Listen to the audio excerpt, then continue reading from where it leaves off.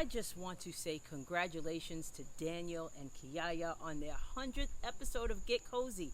Can you believe you've made 100 episodes already? And I also want to say thank you so much for providing literature for our children to read and hear.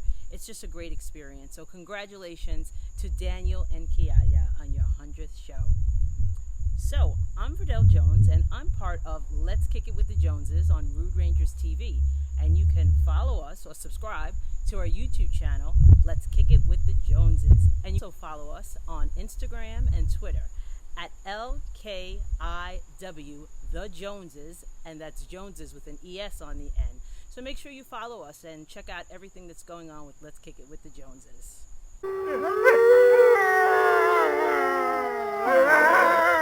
Watson Wednesdays are back, and we are so happy to be beginning Chapter 9, aptly titled The Watsons Go to Birmingham, 1963. It all starts now on Get Kozy. It's story time with Kiyaya and Daniel. Stories are such an important part of our lives. Join my friend Kiyaya and I for Get Kozy, because it's story time with Kiyaya and Daniel, where we share some of the greatest picture books and chapters from children's and young adult literature to inspire you to keep embedding literacy into your days.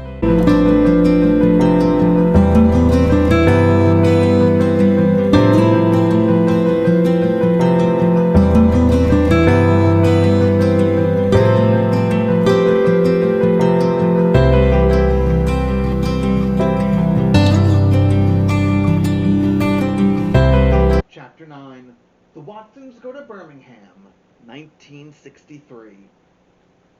That Sunday I got up early.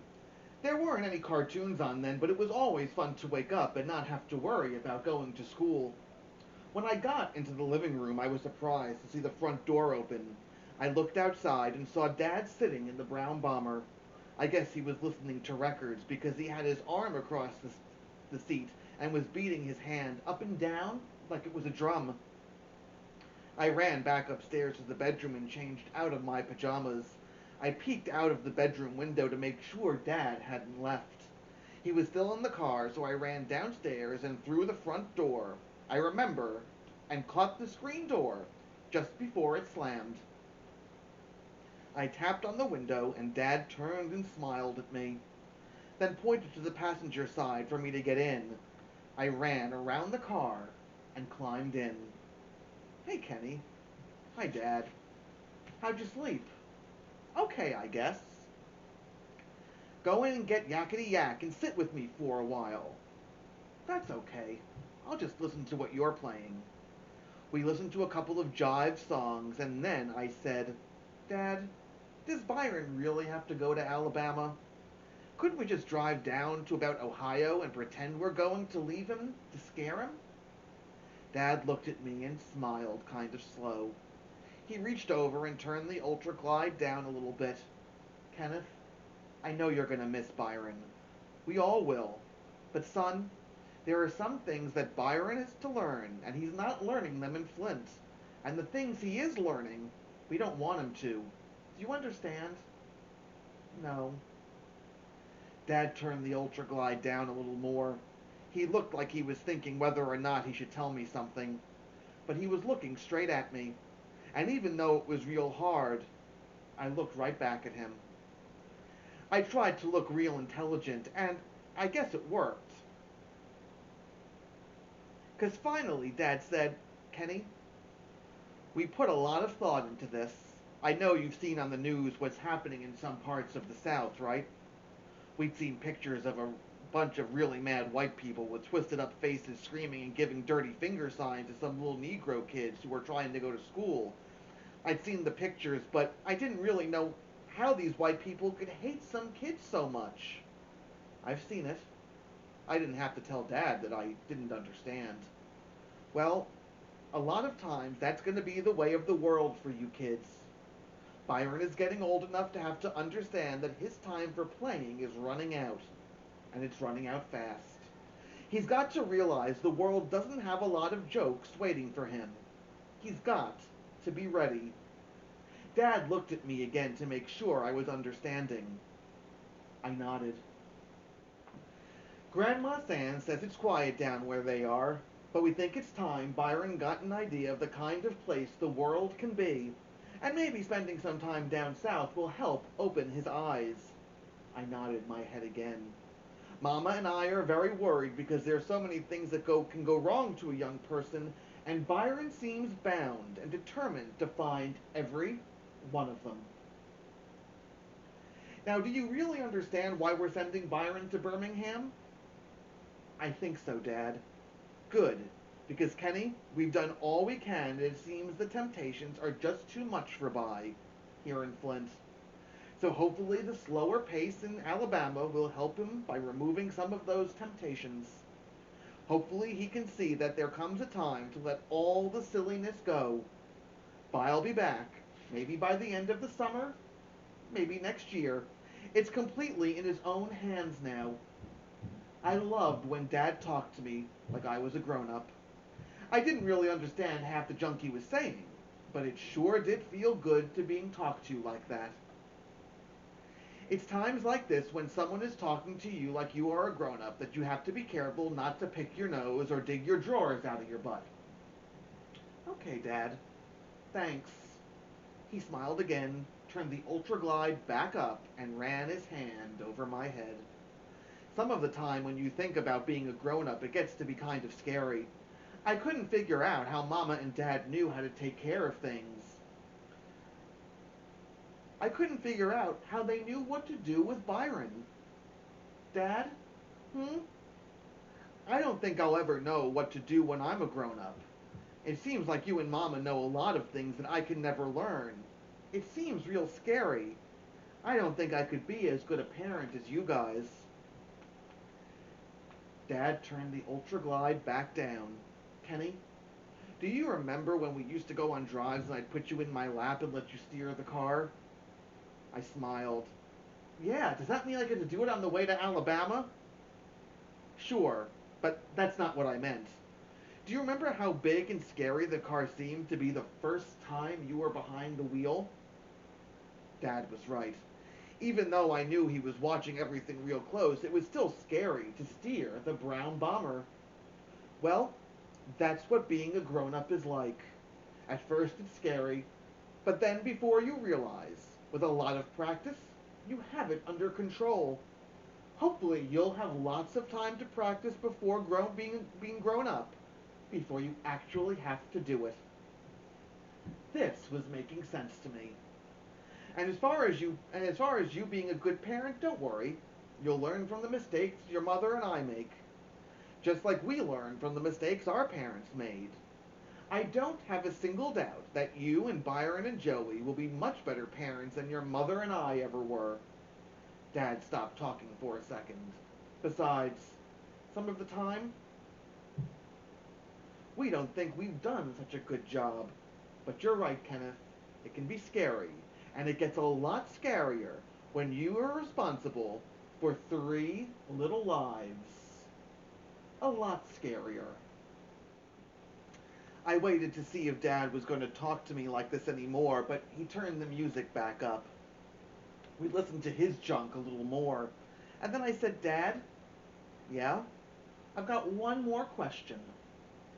He turned the Ultra Glide down a little again and gave me his serious look. What do you want to know, Kenny? Is it too late to go get Yakety Yak? Dad laughed and sent me in to get it. I had to promise to only play it 3 times, though. After the 3rd time, I asked, Dad, why did you buy this record player? Don't they have radio stations in Alabama? Sure they do. Lots of them. But you see, once you get south of Cincinnati, the only kind of radio station you can get is hillbilly music.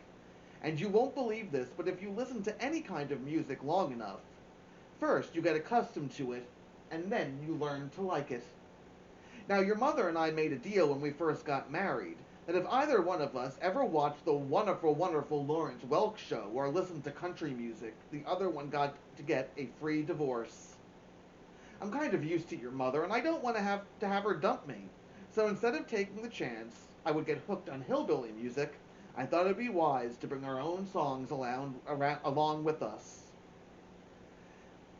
Even though this made sense to me, Mama didn't buy it, and for the next week, while we were getting everything set to go to Alabama, she kept reminding Dad how much the Ultra Glide cost, and how it messed up all the plans she'd written in her notebook. Me and Joey were in the living room playing when Mama and our neighbor, Mrs. Davidson, came in. "Hello, Joetta." "Hello, Kenneth." "Hi, Mrs. Davidson." I noticed right away that she had something behind her back. "Since I won't be seeing you for a while, I thought I'd give you something so you wouldn't forget about me, sweetheart." She stuck a box out toward Joey. I could kill Joey the way she opened presents. Instead of ripping the wrapping paper off, she hunted around to find each piece of tape, then peeled it off real careful. It took her about 2 days to get all the paper off and open the box. Joey finally held up her present. I didn't think Mrs. Davidson noticed, but I could tell there was something that Joey wasn't too happy about.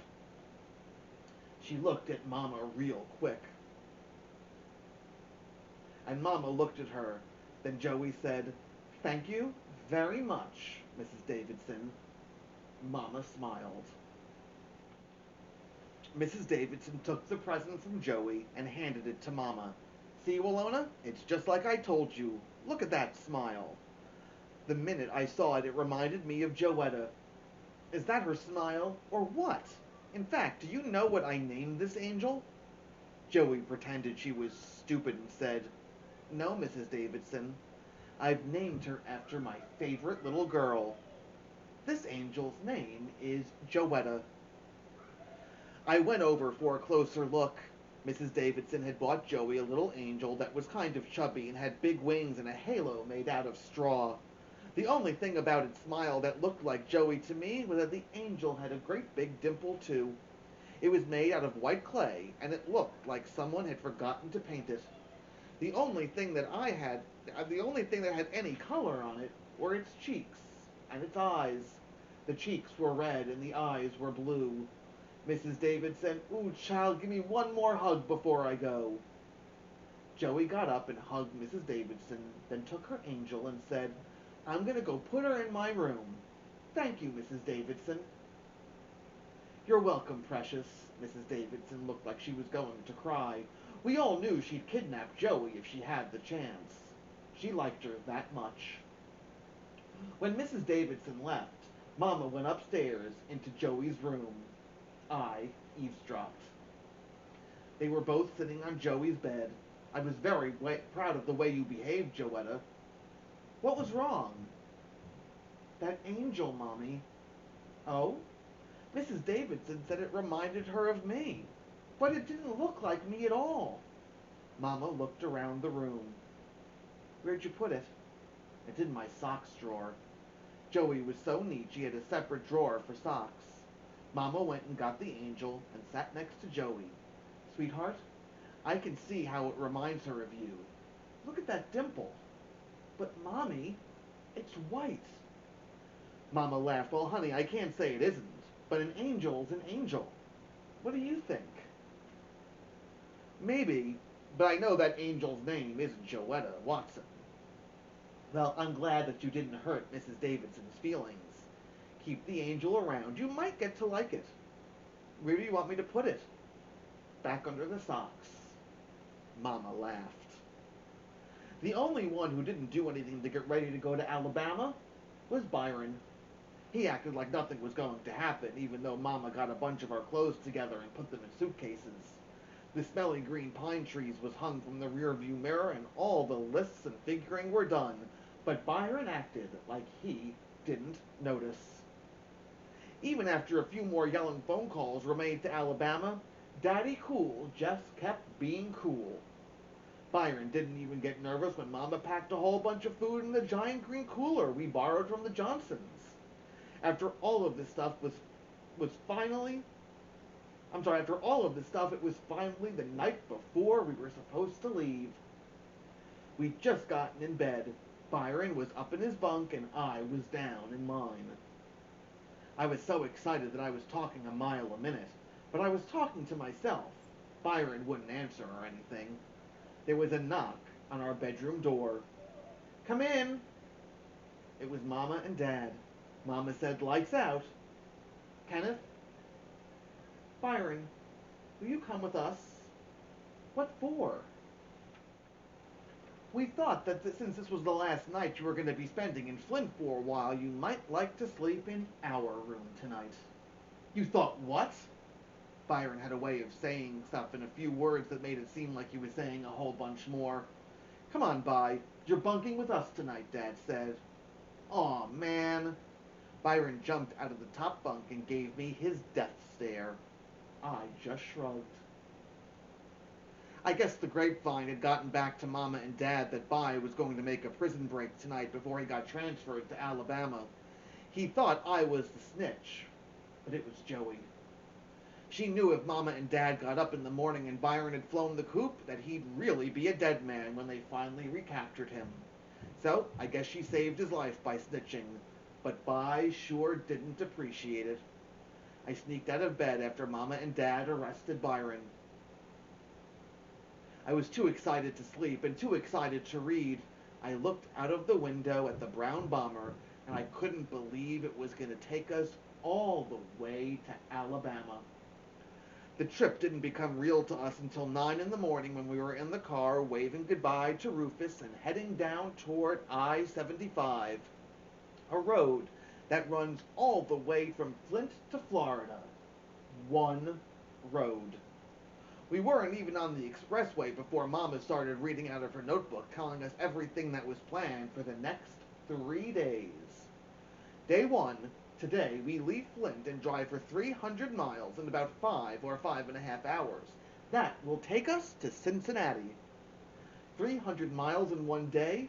It just didn't seem like that could be done. Me and Joey shook our heads. Byron looked out of the window. "In Cincinnati, we'll get a room in a motel. We brought plenty of blankets so you kids will be able to sleep on the floor." Me and Joey cheered. We'd never been in a motel before. Byron just kept looking out the window. Day 2, tomorrow. Now your daddy and this car both aren't as young as they used to be, so we don't want to push either one of them too hard. Dad looked shocked. So we rise and shine real early in the morning and drive for 250 miles in about 5 or 6 hours. That should put us just outside of Knoxville, Tennessee. Mr. Johnson said that there are some real clean, safe rest stops there, so we can spend the night in the car. If that's true, we'll stay there. If not, we'll have to see if we can find a motel room in Knoxville. Day 3, Monday. This is going to be a rough day for your daddy because he's going to have to drive for more than 6 hours. After we leave Knoxville, we've got about 300 miles to go. If we leave early enough, we'll be pulling into home about 3 in the afternoon. Mama turned the page in her notebook. We're going to be able to stop once a day on the way down for hamburgers and once a day on the way back. Me and Joey cheered again at this news. Byron acted like he didn't even hear. Now, if we sleep in the car outside Knoxville, we can stop one more bonus time coming and going. Otherwise, the cooler in the trunk is full of chicken, soda pop, potato salad, sandwiches, and fruit for the whole trip down. I'm sure Grandma Sands will have everything set for the way back. I thought about it for a minute, then asked, "Mama, how come we don't just drive till Dad gets tired and then stop?" Dad did an imitation of a hillbilly accent. "'Cause boy, this here is the deep south. Y'all's gonna be driving through. Y'all colored folks can't just be pulling up any of the old way and expecting to get no room or no food. You hear, boy?" I said, "You hear what I'm saying, boy?" Me and Joey laughed again, and even Byron kind of smiled. This only encouraged Dad to say some more Southern-style stuff. "Y'all didn't know that, boy. What's the matter with you? That you think this is here, America?" Mama had everything planned about the trip. Everything. Where we'd eat, when we'd eat, who got bologna sandwiches on day 1, who got tuna fish on day 2, who got peanut butter and jelly on day 3. She figured out how long we could hold ourselves between going to the bathroom, how much money we'd spend on hamburgers, how much was for emergencies, everything. She figured out who'd be getting the windows on each day and who was responsible for keeping paper and junk from piling up in the car. When she finished reading all that stuff to us, I asked her if I could look at the notebook. She handed it to me, and I saw written on the cover in big black letters, "The Watsons Go to Birmingham, 1963. She'd even drawn a picture of a flower with a big fat stupid bird trying to land on it. Man, Mama sure is a bad artist. Why is this bird trying to land on a flower, Mama? Dad cracked up. Oh, Kenneth, I asked her the same thing, and she was highly offended. Mama said, "That's a bee, not a bird." I guess if you squinted your eyes, it might look like a bee, but not too much. Mom had also gone to the library to look up stuff about every state we traveled through. We heard a bunch of boring junk about the expressway, how many years it took to finish it, how many miles long it was, how much it cost to build it, how it ran all the way from Upper Peninsula in Michigan to Florida, all kinds of thrilling news. The only thing that was a little bit interesting was how many people got killed and hurt making the road. You never would think that putting an expressway down was so dangerous. She bought books and puzzles and games too. She really did try to make the trip interesting. The most interesting part for me, though, was going to be Byron. 2 days before we left, Buphead came by to visit Byron. The three of us were in my and By's bedroom. They tried to bully me out of the room, but I stayed. They were sitting in the upper bunk, and I was in the lower one. Man, Buphead complained, I couldn't live without your old man. We'd be coming to blows daily, Jack. What can I say, Byron answered. Not much. Can't believe they're going to make you spend the whole blank summer in hot old Alabama. Shoot, I'd find somewhere else to stay. You're going to be black as the ace of spades when you get back. They got some show enough sun down there. Yeah, but dig, I got a way to pay them jive old squares back. Yeah? What you gonna do? I ain't even sure if I'm gonna go. But if I do, I know how they is. They're gonna try some of that Ozzie and Harriet TV show mess on the way down. You know, playing games and counting cows and guessing how many red cars we're gonna see in the next 2 miles. And all that kind of 369. But I'm ready for 'em. Yeah? Yeah, I got something that'll mess that junk up for all of 'em. What's that, Daddy-O? Byron remembered that I was still in the lower bunk and stuck his head over the edge and pointed at me. You say one word about this to anyone and I'm going to jack your little weight behind up, you hear? I said, "Aw, man." By disappeared back into the top bunk. Yeah, Buphead, if I do go, I'm going to do that whole blank trip. No matter what they do to me, I ain't going to say one single word. Whoa! How long that trip gonna take? 3 days. Cool, that'll show 'em. They slapped palms, and By said, "Yep, you know it will." But as soon as we got to Detroit, Byron said, "How are we gonna work this record player?" Dad looked in the rear view mirror and said to By, "What do you mean? We gonna take turns?" Well, Byron, I don't think we'll be playing it for quite a bit yet. We can carry CKLW all the way down into Ohio, and they play some pretty good music. But when we do play it, we gonna take turns? Sure. Cool. Am I first? Sure. We'll go by seniority. Dad was in the United Auto Workers at work, so seniority was real important in our house. Cool. I couldn't help myself. I leaned over Joey and said kind of quiet to By, "I guess you really showed them, didn't you? Boy, they were really begging you to talk, weren't they, Daddy-O?" Byron made sure Joey wasn't watching, then flipped me a dirty finger sign and made his eyes go crossed. On the left, kids, is Tiger Stadium. Mama was pointing out all the important things we passed on the way. As for the payback for giving me the dirty finger, I said out loud to By, "How many cows you counted, By? How many red cars so far?" He gave me his famous death stare, then leaned over Joey and whispered, "No cows, no cars, but I counted your mama 6 times already." I couldn't believe it. What kind of person would talk about their own mama, I said. That's your mother, too, stupid. I knew he didn't care, though, but I had to get him back, so I called him the only thing that bothered him. I said, you might have counted my mama 6 times, but have you counted your mouth lately, lipless wonder? I got him. He showed his teeth and said, you little, and tried to grab me. Dad's eye was in the rear view mirror. All right, you two. I said, no nonsense, and I don't mean maybe. Byron used silent mouth language to say, I'm going to jack you up in Alabama, punk. So as we drove down I-75, headed for Birmingham, I felt pretty good. Even though every time I looked at By, his eyes were crossed, I didn't care, because this one time I bugged him more than he bugged me.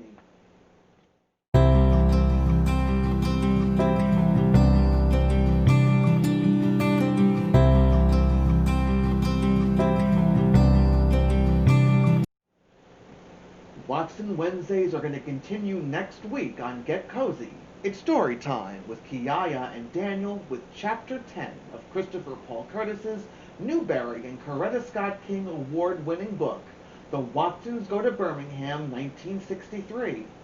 We can't wait to share Chapter 10, Tangled Up in God's Beard. Stay safe, stay healthy, and remember, reading is power.